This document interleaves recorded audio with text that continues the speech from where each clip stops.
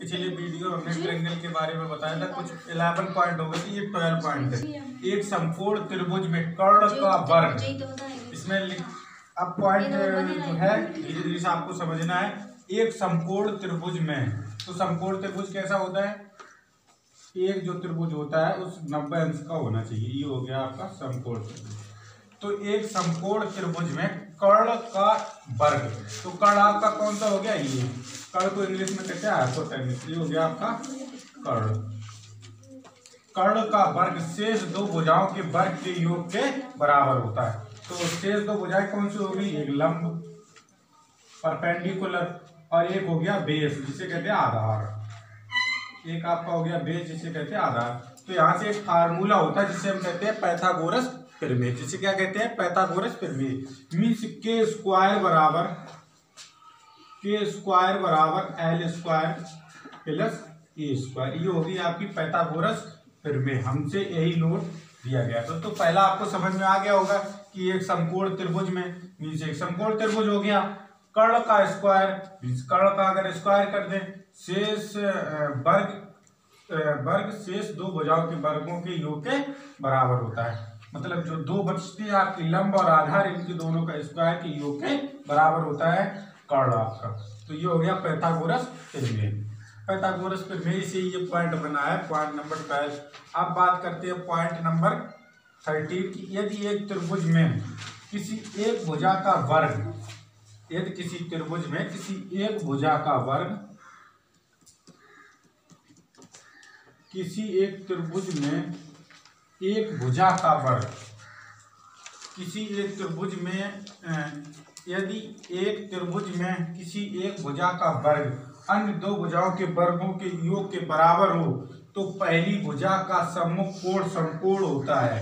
तो देखो कैसे होता है समकोण, किसी त्रिभुज में एक भुजा के वर्ग के योग के बराबर अन्य दो भुजाओं के वर्ग के योग के बराबर होती है।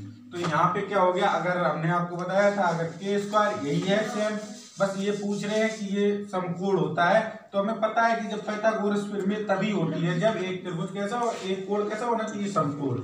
मीन्स एक जब 90 अंश का होगा तभी हम उसे पाइथागोरस प्रमेय लागू होगी, और अगर समकोण नहीं है तो लागू नहीं होगी। तो दूसरा पॉइंट यही हो गया कि जब तक एक कोण समकोण नहीं होगा तब तक पाइथागोरस प्रमेय लागू नहीं होगी। यही आपका 13 पॉइंट जो ट्रायंगल से जो है वो 13 पॉइंट आपका यही है।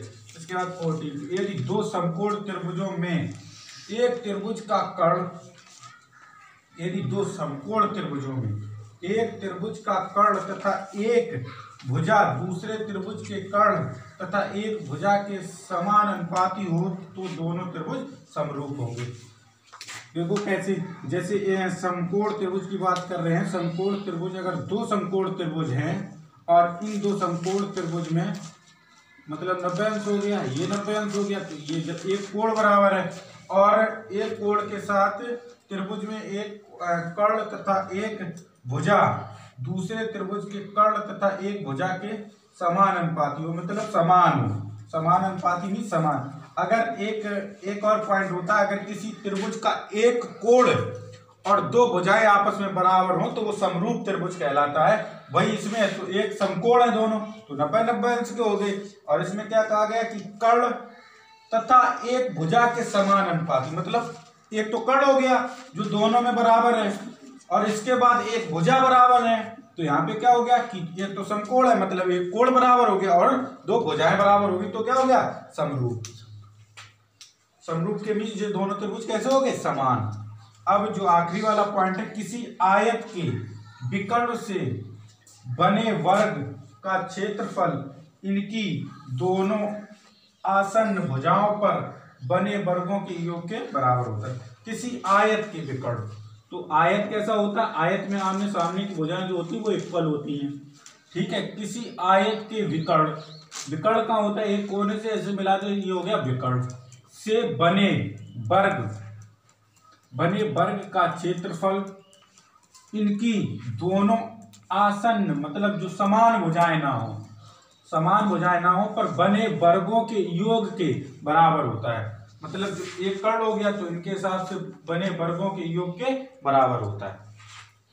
ठीक है, तो ट्रायंगल आप खत्म हो गया। यहाँ से आपको क्या हम आगे के जो क्वेश्चन होंगे वो बताएंगे। अब ट्रायंगल के अब क्वेश्चन चालू हो गए, यहाँ तक पॉइंट पूरे खत्म हो गए, हर एक पॉइंट लिखवा दिया और खत्म हो गए। अब आपको अगर त्रिभुज से संबंधित और वीडियो बनाए जिसमें आपको क्वेश्चन मिलेंगे, तो इसलिए चैनल को सब्सक्राइब कर लें तथा बेल आइकन दबा लें ताकि सबसे पहले आपके पास वीडियो पहुंचे।